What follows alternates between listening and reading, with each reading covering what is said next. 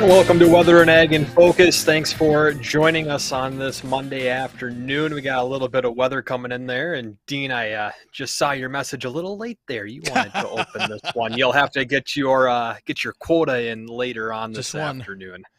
How are you guys doing today? I got a nap to take. Dean was too busy eating my Girl Scout cookies that got left at the office to actually be able to open this all I got to say is, what Girl Scout cookies? Yeah, the 4 boxes I ordered, I got a feeling are gone.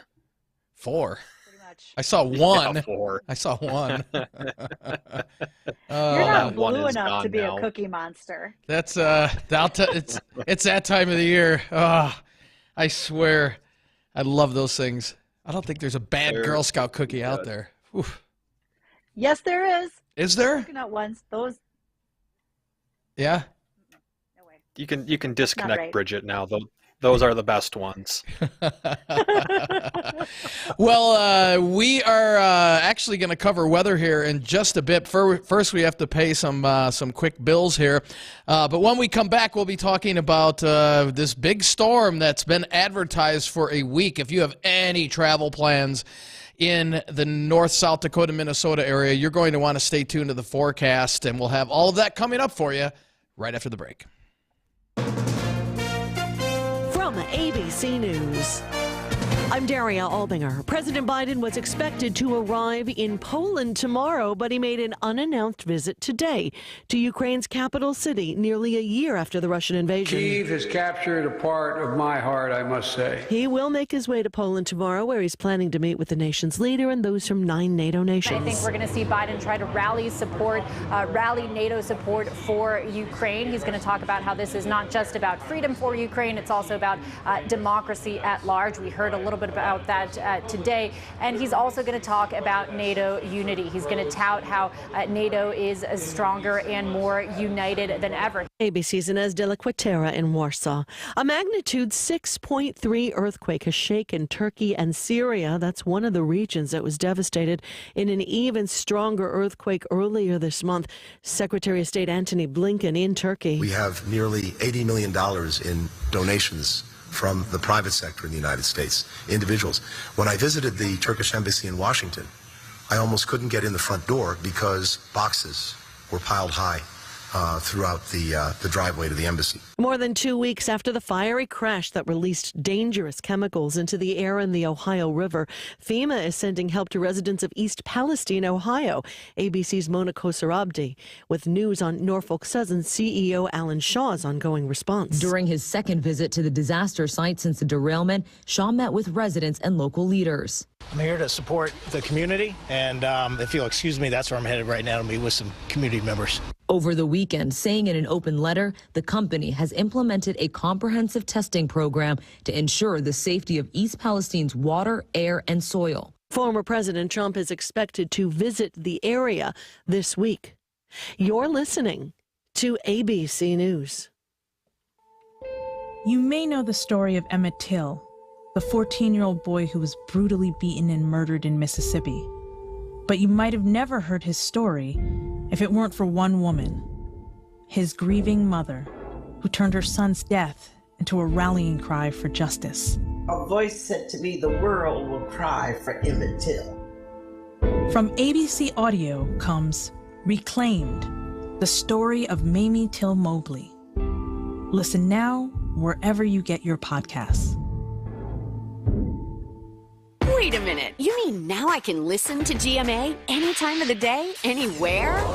Yes, that's exactly what we mean with the new Good Morning America podcast. Listen to all of GMA served up daily straight to you. Oh, Michael. What? I'm listening to our new GMA podcast. It's really good. Listen to the Good Morning America podcast wherever you get your podcasts. Subscribe now. It's really good. Time now for Focus on the Field Ag News, brought to you by Hess Corporation. Procedures for breaking in new remanufactured, or rebuilt engines are ever evolving. Standard procedure in the past was to use break-in oil in a new engine for the first 100 hours. During that time, it was recommended to vary engine RPM and load and to run the engine through multiple heating and cooling cycles. That was then. New ring and cylinder wall metallurgy, combined with improved break-in oils, require different strategies. Because the latest generation of piston rings and wet sleeves are harder, it takes longer to seat the rings. Deere, Cummins, and other engine builders now recommend a break-in period of up to 500 hours before switching from break-in oil to standard multi-grade engine oil. Engines will burn oil during a break-in. It's essential to add only break-in oil during this crucial period. That's today's Focus on the Field Ag Minute with Ag Director Bridgette Readel, brought to you by Hess Corporation. Tune in for Ag News Minutes each weekday on WDAY. Adopt US Kids presents What to Expect When You're Expecting. A teenager. Learning the lingo. Today I'm going to help parents translate teen slang. Now, when a teen says something is on fleek, it's exactly like saying, that's rad. It simply means that something is awesome or cool. Another one is totes. It's exactly like saying, totally, just shorter. As in, I totes love going to the mall with Becca. Another word you might hear is jelly. Jelly is a shorter, better way to say jealous. As in, Chloe, I am like so jelly of your unicorn phone case. You don't have to speak teen to be a perfect parent. Thousands of teens in foster care will think you're, rad just the same. To learn more, visit adoptuskids.org. A public service announcement brought to you by the U.S. Department of Health and Human Services, Adopt U.S. Kids, and the Ad Council.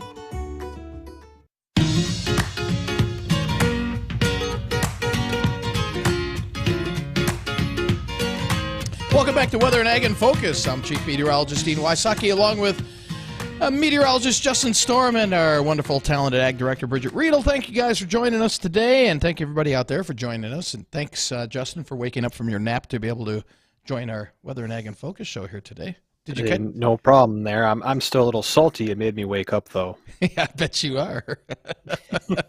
There's not a day where the two of you aren't a little salty about something. Right? I'm just saying, Exactly. as someone who's watching in the background. Yeah, well, I got something even more salty, and that's because I don't have my Girl Scout cookies anymore. Oh, no, those are, well, there's 2 boxes that got Shame delivered. on you. How dare you? There's 2 boxes that got delivered for you. Don't worry. You'll be okay. Well, I'll tell you what else is salty. We're going to need a lot of salt around here because we've got a couple of storm systems heading our way. One a minor clipper and the other one a larger one that really is not going to play a major impact on parts of the valley, but parts of the valley it will. And if you have any travel plans going south, it definitely will. We've got one clipper that went through overnight, deposited about 3 to 4 inches in the northern valley, and about a 1 to 2 in the FM area. And other than that, though, the rest of the afternoon looks quiet. The winds will pick up, though, and we will see blowing and drifting of the snow, especially in open country. So keep that in mind. And then tonight will be quiet and cold. Winds will back off, so we won't have to worry about blowing snow for tomorrow morning's commute. And then as we head into Tuesday, first half of the day looks quiet. Then another clipper system comes our way, depositing probably another 1 to 2 inches, favoring the southern valley. And some areas could pick up as much as 3. And then we'll see a break as we head into the first part of Wednesday, and then the main system comes out of the Rockies Wednesday late in the day all the way through Thursday. This is, as advertised, a major snow event that's going to blanket all of South Dakota and the southern half of Minnesota with a foot or more of snow. There's some areas around the Twin Cities that will pick up 18 inches or more, and that will spread into Wisconsin as well as we head into Friday. Now, we'll be right on the northern fringe of this, and this is going to be a sharp cutoff in terms of some heavier snow and snow that's not as impactful. It looks like right now the northern valley with the main system will probably get about 1 to 4 inches. As you head down towards FM area, we're looking at about 3 to 7 inches, and this is just from the system on Wednesday. That doesn't account for the clipper system we got today and the clipper system we have tomorrow.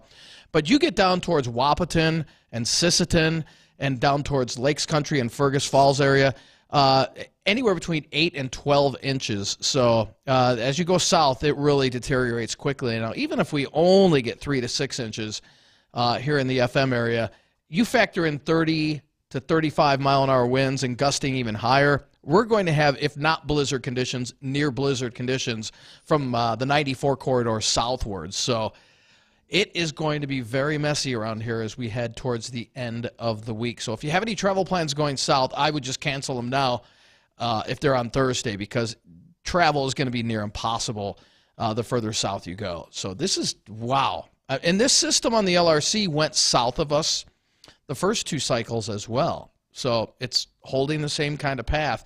Now, it'll be interesting to see what happens when this comes back in about 50 days and we're in April and that jet stream starts to pull a little further north. Will this affect us, or will it totally pull west and give us all rain out of this? So this is going to be fun to watch as we head into early April. Dean, you say fun. I have some... Yeah, Dean says this is fun. I have some listeners who are like, no, Dean, this is not as fun. Thanks so much. You're absolutely right. And, for any farmers and ranchers down to our south, and again, we're not talking, we're talking 50 miles south. Now, there's one of our models and that is pulling this a little further north and giving parts of the FM area over a foot of snow. So not quite buying it yet, but we'll keep an eye to see if that's kind of a trend over the next 24 hours as that storm pulls inland. It's a big one. This is one of the bigger ones so far this winter season for sure, at least in terms of territory it's covering. Normally you'll get those narrow bands of a foot or more of snow.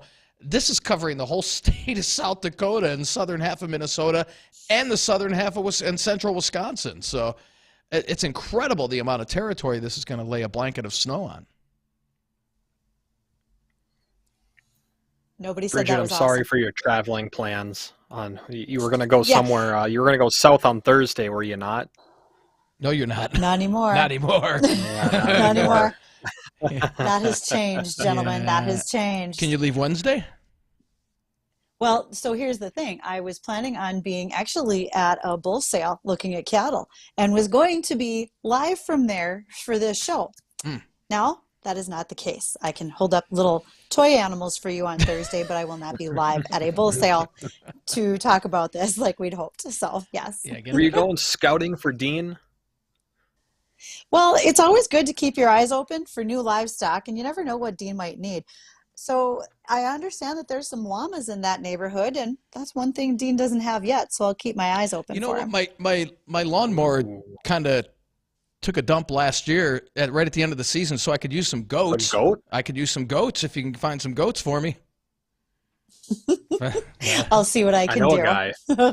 I think we all know a guy. He was on the show with us. He's got like 350 of them. We might be able to hit him up for a couple. That's for sure.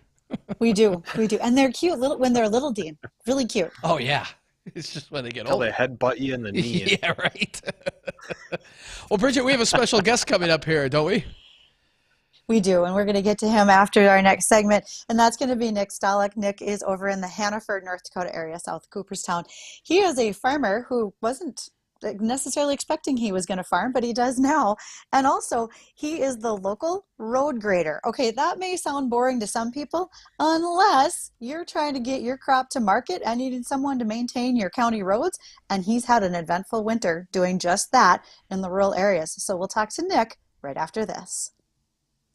Attention all business owners who rent or lease space, including storage space. Stop wasting your money paying someone else for your space. You can now save a ton of money and own your own building with unbelievable extended end-of-year sale prices from General Steel. That's right, start saving money every month on renting space from others. Just call 888-74-STEEL to see how General Steel can help you save money. Our 50-year structural warranty buildings are custom designed for your needs and save you a ton of money. Call 888-74-STEEL.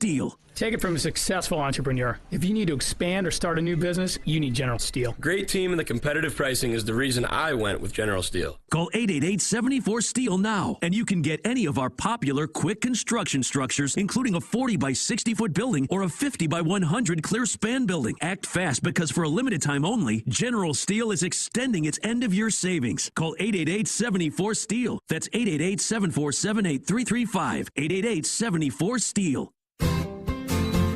Has winter put your vehicle's appearance in a deep freeze? Put that shine back on with a little help from Don's Car Wash. Since 1958, no one cleans your car better than Don's. Voted Best Car Wash of 2022. They make it easy to keep your vehicle clean when you join their unlimited wash club starting at $19.99. Don's 13th Avenue location offers Fargo-Moorhead's only interior and exterior wash packages. It's easy to beat Old Man Winter with your locally owned Don's Car Washes. Do you suffer from stiff, achy, chronic knee pain? Have you been told you have arthritis? Is knee pain keeping you from enjoying your favorite hobbies? If so, the next 60 seconds could change your life. Please listen carefully. If we find you are a candidate for our unique approach, we will do a trial treatment, and day one you will know, without a doubt, if we can help you. Pick up the phone right now and call 701-502-6200. And best of all, we may be able to reduce and even eliminate your knee pain without pills, shots, or surgery. Due to limited capacity, you must call now at 701-502-6200. Hurry. Call now to find out if you qualify for our program that is changing lives and helping people save time, money, and agony. Call now 701-502-6200. You have nothing to lose, so call right now. North Dakota winters can be freezing cold, making many things brittle. Some days it's like the air is made of broken glass. Some don't care, like snowmen don't care. They love the cold. But the cold is mean and hard on cars and homes. North Dakota temperatures combined with strong winds makes for a monster cutting through our home's windows and doors. Just like a robber, they'll steal your heat, your comfort, even the peaceful silence you enjoy at home. I'm Jaden. And I'm Andrew, the manager of the window and door store in Fargo. We've been helping North Dakotans find the right replacement windows and doors for 16 years.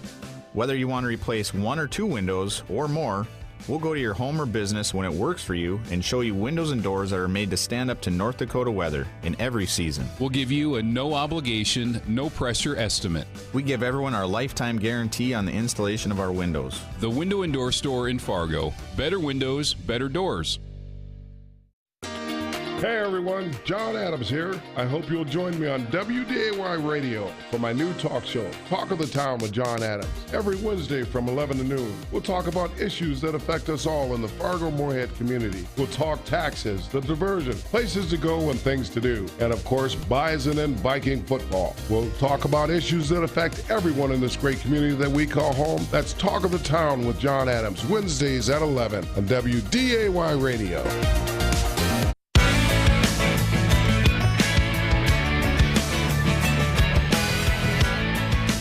Welcome to WDAY Weather and Ag in Focus. I'm Bridgette Readel, Ag Director, along with this crack meteorology staff who, yes, they're predicting snow. We've talked about it. We'll get back to it again. And that would be Justin Storm and Chief Dean Wysocki. And I know I give you guys a hard time about it because we had that really nice tease of good weather, and now it's going to snow again. Big spring. So yeah, really, guys, it's going to be a little tough on some of us, but we'll be okay. We'll be okay. We'll get through it. And we got one more of those coming. I know, which you said might be rain. And there's a guy on the line with us who he kind of relies on what your weather reports say, whether it's snow or rain. And that's Nick Stahloch. Nick joins us from over by Hannaford, North Dakota. Nick farms, but according to that picture in the background, he also drives some fairly big equipment when it comes to road maintenance and snow removal. Nick, how are you today? Good. Thanks for having me on. That's an excellent background. Nobody wants to see just a blank wall, and he's got nothing but a line of equipment behind him. So for those who are following the live stream, whether it's on YouTube, Facebook, or Acres TV, you're going to want to catch this. This looks pretty cool. Nick, let's start by talking about your farming operation. What do you do? How'd you get into farming? Because I don't know that this was always your plan, was it? Well, I've always worked in agriculture in the summer. I used to run a snow removal business in Fargo doing some commercial stuff as well. And summertime worked for a farmer. And in 2016, we decided to move back up here to the in-laws place and start farming with my father-in-law. So we decided to do that. And after we moved back up here, I continued to do snow in Fargo for about 2 years. And we decided that that wasn't working because that was too much of a commute every time it snowed.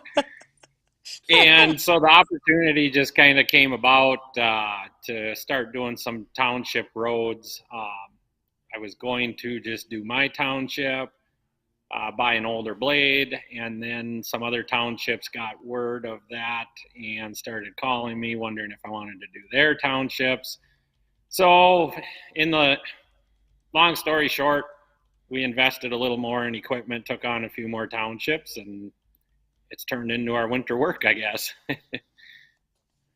Okay, well, speaking of roads, Nick, I need you to hold on for just a second because we have John on line 1, and he's got a little bit of a road report. So hold still for a second, Nick. John, why don't you tell us what you see out there? Hi, John. Is John there? Did we lose him? We might Let's have put to him come on back hold, to see if John. we can get back to him. We got him? Okay. Jacob said we got him now. Go ahead, John. Okay, go ahead. John? Hi. Hey, just a heads up. I just had to run up to the north side of the airport here, and as soon as you pass 19th Avenue, blow ice is forming on the roads, and I was right down to 35 miles an hour with this empty truck. So heads up, everybody. It's here for the afternoon. Thanks, John. We appreciate it. I think we got a call, Jacob, earlier from somebody that was on the interstate system down in just south of the border in South Dakota and said the roads were really getting bad. And just noticing here at the studio, the winds have really ramped up. So we're going to see a lot of blowing snow and deteriorating conditions for the rest of the afternoon. So please slow your roll out there. So, Nick, is a guy who actually has to deal with that snow and weather, both in your career as a farmer and for snow removal, does this kind of day make you look forward to tomorrow when you got to go move snow? How does this affect your life? It's not nearly as fun as it used to be, I'll tell you that. When I was in college, moving snow was more of a entertainment thing for me and make a little extra money on the side. But, you know, doing township roads, it's not like it was doing commercial snow in Fargo. You know, that was basically all overnight work because you had to be there when the vehicles were out of the parking lots. And you know, for the most part, this township stuff is daytime work. I mean, we do start at 3 a.m. sometimes, but so, I mean, it's not that bad, you know. Hey, and Nick. Okay, Go ahead. Go ahead, Dean, all right. because after that, okay. Nick, when you're doing some of those roads, you know, a lot of that's gravel or dirt. How do you, when you're plowing off the snow, how do you prevent from, like, really just tearing up the roadway and instead of just getting the snow off the top? I know that might sound like a silly question, but I know Nope, it's not at all.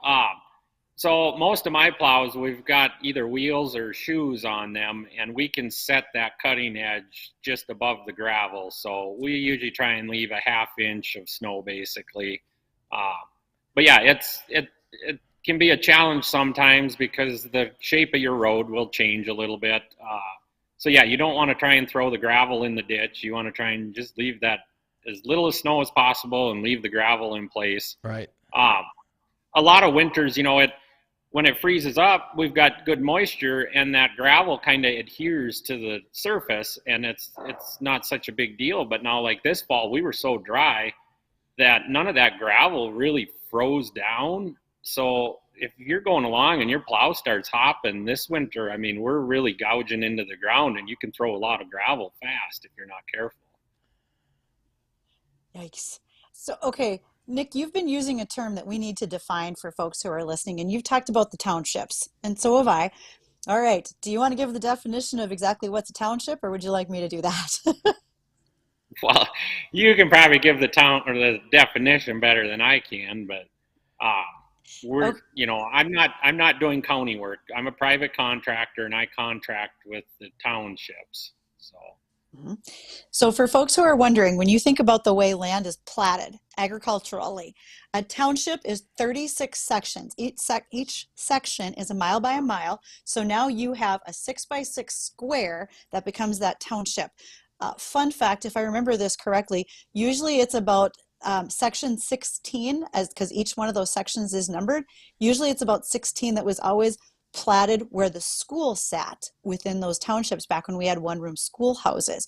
So that's what Nick is doing, is he's working within those townships that have that 6x6 grid, but also they all have their own like little government entity. Some are incorporated, some are not, and that's who you would contract with, correct, Nick? Would be with the township boards? Yep. Okay, There's so usually within counties. board members on each township, and that's who I work with, is the road supervisor for each township that I do. And it's up to you to keep that maintained for plenty of farmers too.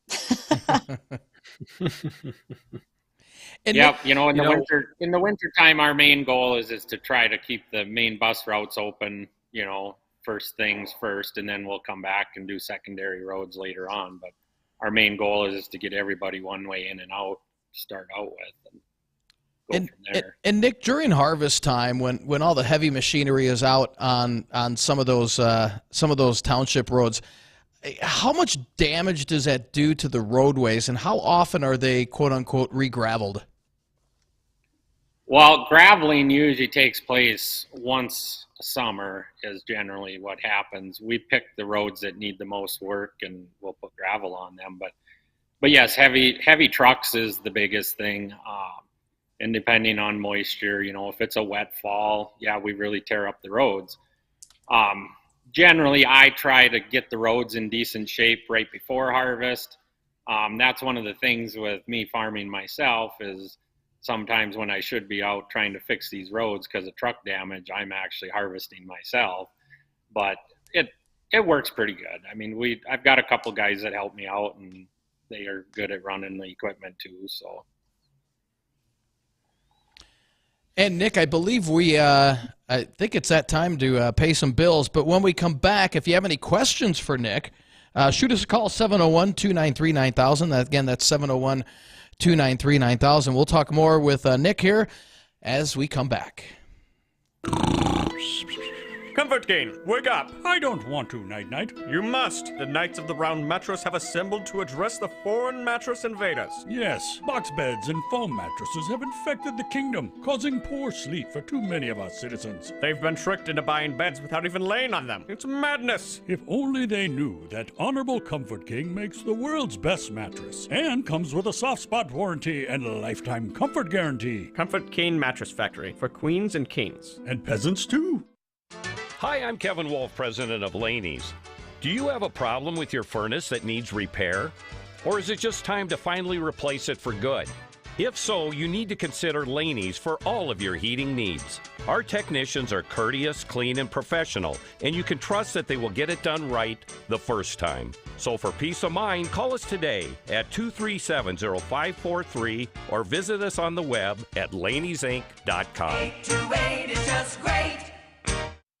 Hi, this is Kevin Pfeiffer with Pfeiffer's Auction Company. Pfeiffer's upcoming February auctions include 786 acres of exceptional cropland in Ward County, 310 acres of highly productive cropland in Renville County near Glenburn, 308 acres of excellent cropland in Trail County south of Mayville and Portland, 640 acres of highly productive cropland near Hope, North Dakota and Steele County, and 340 acres of exceptional cropland in Becker County, Minnesota. View these auctions and many more land and equipment auctions at Pfeiffer's.com. Is your bathroom looking old and worn out? Want to update it, but you don't know where to start? Then let BCI Bath & Shower show you how to turn that old bath into an aisle of beauty and functionality. Our residential bathroom solutions provide the best value on the market, and our customer service is second to none. Our cost-effective BCI Bath & Shower family of products has what you need. Remodeling our bathroom was a big decision for us. They didn't make a mess out of our house at all. And at the end of the day, we had a beautiful new bathroom. And it was a great experience the whole way through. We have the best monthly payment programs in the industry, with payments as low as $68 per month, or no interest, no payments for 18 months. For a limited time, be one of the first 100 callers who schedule a free in-home consultation and receive $500 off. Call 800-721-9985 for a free no-obligation price quote. That's 800-721-9985. Factory-trained and certified installers made in the USA, and discounts for seniors and military. BCI Bath & Shower, the leader in affordable bathroom products. That's 800-721-9985. The famous chips. The potato chip, the chocolate chip, the computer chip, the poker chip, the paint chip, and the windshield chip.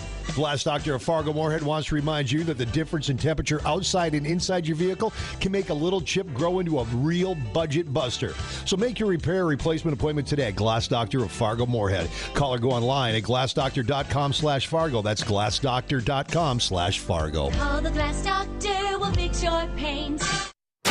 Don't worry about it. Just take it to Bailey's. Hi, I'm Erin. The moment that 5-gallon bucket of white paint tipped over and emptied on the black interior of my vehicle, I thought to myself, insurance nightmare. I drove straight to Bailey's. Upon arrival, Kevin and his team worked quickly. They took the entire cargo space apart and detailed it to perfection. No permanent damage.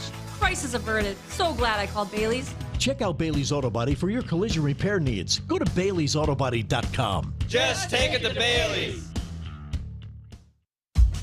Now is the perfect time to take advantage of preseason savings on Flow from Lakeland Dock and Lift in Detroit Lakes. Flow docks and lifts are simply the best, featuring exclusive easy level system that makes raising and lowering your dock a breeze, plus effortless install and removal. Take advantage of super savings. Lakeland Dock and Lift. Stop by either of our 2 locations and ask about discounts and guaranteed spring delivery. Lakeland Dock and Lift, located on Highway 10 just east of Detroit Lakes, or Lakeland General Store on Highway 59, Dunvilla.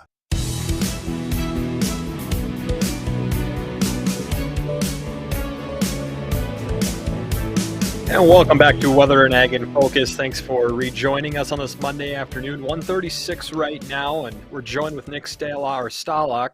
Sorry if I pronounced that wrong, Nick. He's a road maintainer for townships. He's also a first-generation farmer, and if you have any questions you'd like to ask him on how the job is done and what all goes into it, feel free to do so. Give us a phone call, 701-293-9000. And Nick, we were kind of talking quite a bit about winter weather and road maintenance, but it's not just winter when roads need maintenance, and Dean was kind of alluding to that with around harvest time and the equipment on it, but summer weather has a big impact on the roads out there too. How does flooding and washouts affect your job, and how much goes into repairing something like that? Yeah, I mean, it really depends on the spring. Last spring, we had some early rains that came pretty heavy and fast, and the ground wasn't thawed yet. And that played a big part in a lot of culvert washouts and roads washing out. So that's one of the major things, in the first thing in the spring is to get those fixed. Another thing is if the roads have high shoulders and the water doesn't drain properly off them in the spring, they'll just turn to mush kind of, and that really raises havoc on them. Generally, after we get any washouts or major damage like that fixed, that's when we'll start trying to pull shoulders as soon as it's dry enough. There might still be snow on the ground, but if the shoulders have dried off, you want to start getting those shoulders pulled in right away, because you've got all that vegetation that'll start growing. And after you do that, you've got a mess. You'll end up with 2-foot high chunks of sod on the side of the road, and you don't want that. So that's Right. kind of where we start in the spring. And how common is that to have washouts and erosion on these gravel roads? Is it a pretty common thing that you come across in spring and summer with the torrential downpours that we often get?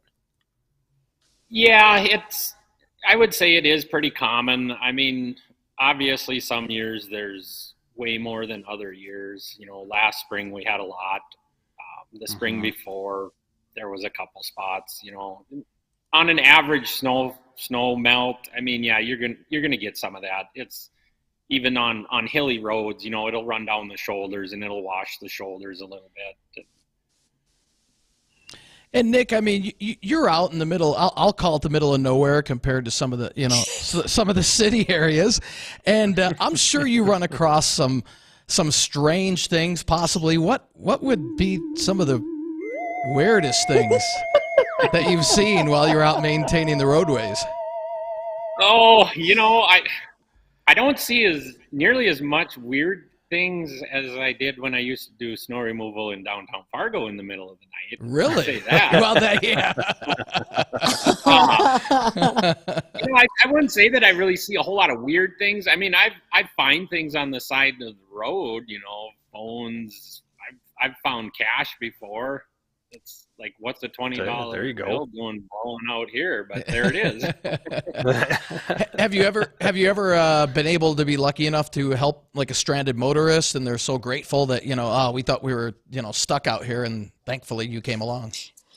And they're tipping him. That's what that cash That's is. what the 20 is. Yeah, that's the 20. This happens often. A lot of times, I've pulled out the postal people, I've pulled out the school bus, I've pulled trucks out, you name it. So are you generally doing this during daylight hours, or pre-sunrise and sometime after sunset, or are you kind of 24/7 whenever a job needs to be done? If it's a big storm and we've got lots of snow and we got to get these roads open, we'll run 24 hours a day. But on your general, 2-inch to 6-inch snows, we'll start at 4 or 5 in the morning just to try and get the bus routes opened up and then hit our main roads. And generally, we're running 5 townships for snow removal. With 3 pieces of equipment, we can get through those in about 6 to 7 hours on a general snowfall. So usually by late afternoon, we're wrapping things up. And the wind plays a big part in it too. We always wait till the wind goes down. That way we're not out there wasting time. Right. And I'm sure you're keeping a pretty close attention on the roads while you're working, but you probably see some pretty nice sunsets, sunrises, anything with northern lights or meteors. And I'm kind of referring to that because I just got a notification that NASA confirmed a half-ton meteor just crashed into South Texas, or from the other night, there was a meteor that crashed into Texas. So anything like that? Yeah, you see it all: sunsets, shooting stars, northern lights. It's one of the things about working overnight, I guess. So I'm going to take some questions back towards farming, Nick. And that is, as a guy who's gotten into it, you said it was about 2016 when you moved back out towards the farm. So you're still considered a pretty new farmer. And what's your advice to folks that are wanting to get started? Do you start playing the farming simulator game and making money like the guy in Iowa? Or do you do it a different way? What's your advice to those folks who want to just get started? Well, I would say listen to your elders. Take advice from experienced farmers. I was fortunate enough. My father-in-law, he's very knowledgeable, and his brother that he farmed with, and that's how I got started, and took a lot of advice from them, and it's worked out. So, what do you think was the biggest piece that they gave you that was important? Well, don't spend all your money your first year of farming. You're going to have unexpected expenses all the time. You don't know what the market's going to do. And that's one of the big things is invest wisely, I guess. Yeah. So with your proximity in the countryside out in Griggs County, do you find yourself doing a lot more of your own mechanics work versus if you were, say, maybe closer to a dealership, et cetera? Does that weigh in on some of your purchasing decisions as well? Yeah, it does. The trouble with a lot of this newer modern equipment is there's, you can wrench on certain things, but so much of it is electronic. Half the time you don't even know what's wrong with it until the dealer comes out and hooks their computer up to it. So that plays a big part. And, the dealers aren't real close to where I'm at. Our major dealer that we have is 60 miles from us, but they're really good about getting out here if it's during planting or harvest and taking care of us. So. If we're getting into farming relatively new to it, what would you say has been like one of the biggest challenges or something that you didn't quite knew that you've struggled with doing it, if there is any? I went to school for diesel tech and more mechanical type stuff.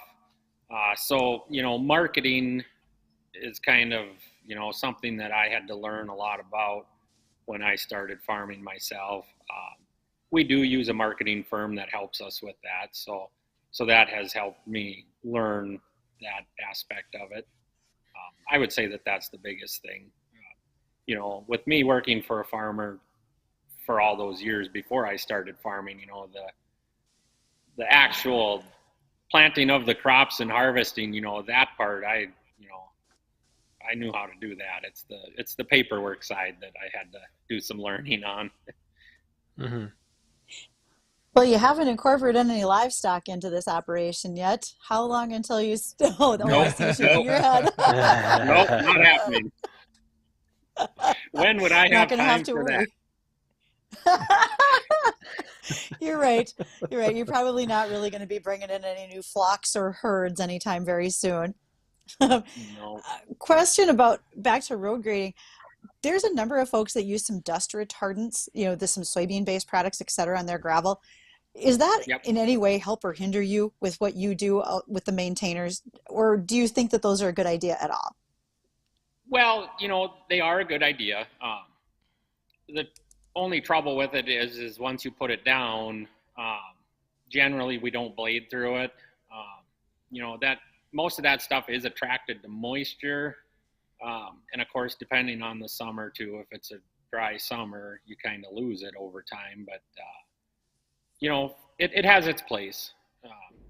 Okay. You know, I guess if I lived right on the county road, my house was right there, I'd want it in front of my place for sure. You know, I'll live with some washboards on it because it can't be bladed, you know, but. Mm-hmm. That makes a difference. So Nick, we really appreciate you spending some time with us. We hope that from now on, you're going to want to subscribe to the LRC so you know when those storms are coming, and that way you can start planning for your manpower needs as well. But how will folks find you if they would like to ask more questions or get involved in following what goes on with your business? Well, my business is on Facebook. We have a page. It's called Red River Snow Service. And I guess that's where I put most of my updates. You know, in my line of work, I've got my 5 township contracts, and I'm not really looking for more business. It's we're maxed out. Let's just put it that way. So, but we do. I keep the Facebook page updated, so when there is a storm, people know what's going on and what we're seeing out there, and when we think we're going to have the roads opened up and stuff like that. So what you're saying is you need more labor so you can buy more equipment so you can take on more townships. Wow. Yeah, let's not go there. Justin, I just found you a weekend job. I got one for you. All right. I'm always looking. They did cancel school up here already today because the weather's gotten quite bad. The wind has picked up, and so it's not good out there. Well, let's keep an eye on the weather. We're going to recap that after we catch up with the American Ag Network. Thank you again to Nick Stahloch from Hannaford for spending some time with us on the phone today to talk about his farming operation as well as his work doing county road grading business with townships. So we'll be right back after this. Hi, I'm Danica Patrick and proud aunt. Watching my nieces grow, play, and learn is amazing, but not every child gets to be carefree. 1 in 6 kids in the U.S. are hungry. 1 in 6. That little girl sitting alone at the playground, she can't play like the other kids. She doesn't have the energy because she's hungry. School lunch will be her only meal today. It breaks my heart that this is the reality in our country, but it's something that Feeding America is working to change. Each year, the Feeding America network of food banks rescues billions of pounds of good food that would have gone to waste. This food is then provided to families and children in need.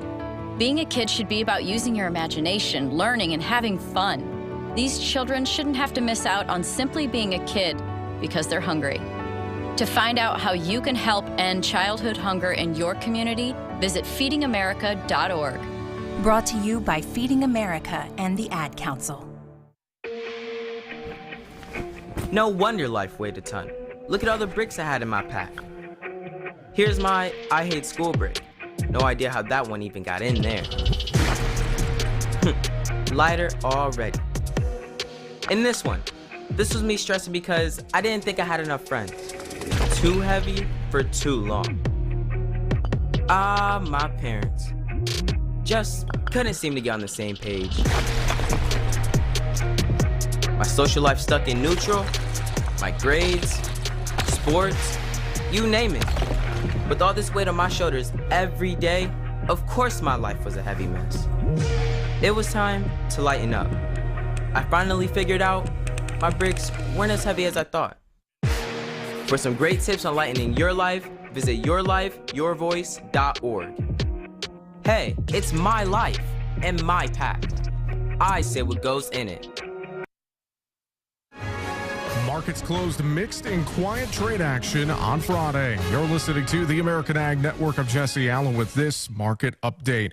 No markets on Monday for the President's Day holiday. So we take a look back at Friday's trade action. Both grains and livestock, fairly quiet trading day on Friday ahead of the 3-day holiday weekend. The corn and soybean markets up a little bit. The wheat market mixed to higher, led by Kansas City wheat, while we saw livestock trade cattle a little bit higher, hogs a little bit lower. Now, corn futures finished the week last week with modest gains, very low volume trade. Supportive to corn was the weekly decline in Argentine crop conditions, with the Buenos Aires Exchange dropping their corn rating from 20% to just 11%, good to excellent. On the soybean side, able to withstand the test of the 20-day moving average. March beans finished with a small gain in low volume trade on Friday. The Buenos Aires Exchange showed Argentina's soybean conditions going backward again last week, with the crop now rated only 9% good to excellent and 56% poor to very poor. And we also saw some freezing temperatures in parts of Argentina here over the weekend, and it'll be interesting to see how that affects trade when we reopen Monday night into Tuesday. For the week last week, March corn finished the week down 2 3/4 cents. December down 1/4 penny. March beans were down 15 1/4 cents, with November beans up 7 1/2 cents on the week. Kansas City March wheat was down 2 1/2 cents. Chicago wheat down 20 1/2 cents, and Minneapolis March wheat down 1/2 penny for the week last week. Meantime, in the livestock trade on Friday was a mixed bag. Live cattle rallied on the winds of the cash cattle market, while feeder cattle and lean hogs faced some resistance. Hog prices lower on the daily direct. Afternoon hog report down 33 cents, a weighted average of 76.49. Cash cattle call for Tuesday is expected to be higher. Cash hog call higher as well. Again, no markets on Monday for President's Day. This is the American Ag Network. I'm Jesse Allen reporting.